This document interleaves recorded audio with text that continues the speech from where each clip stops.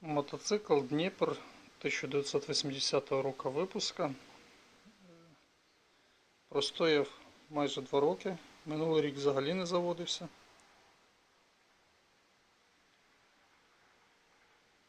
Провірив тільки що клапана. Вкрутив свічі з машини, бо немає інших. В машині поміняв, сюди старі вкрутив. Весь в пилі. Ще не мився, 2 роки простояв під накриттям.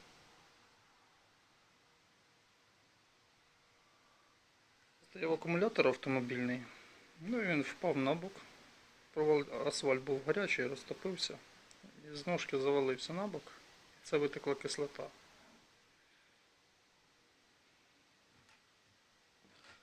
Так, видно, що весь в пилі.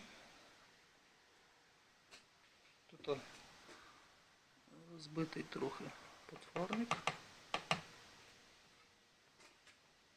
Тут теж розбитий. Стоїть зараз акумулятор. Зараз буду пробувати заводити. Така сідушка. Ось тут видно. Буде видно, що вгрязилося.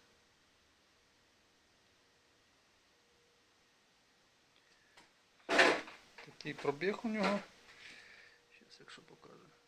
Це з самого моменту, як я поставив спідометр. Ще до ремонту. Я робив капітальний ремонт двигуна. Бак не знаю від чого. Такі, накладка одна є, іншої немає.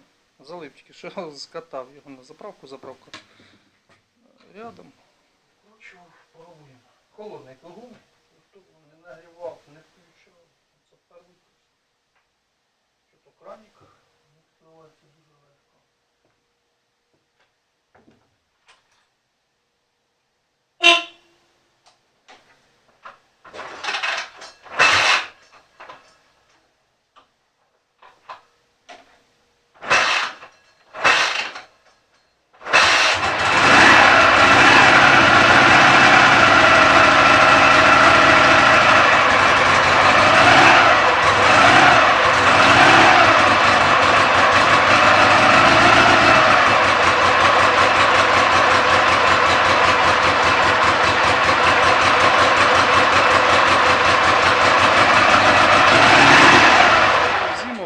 Що працює, видно, що в диму трохи.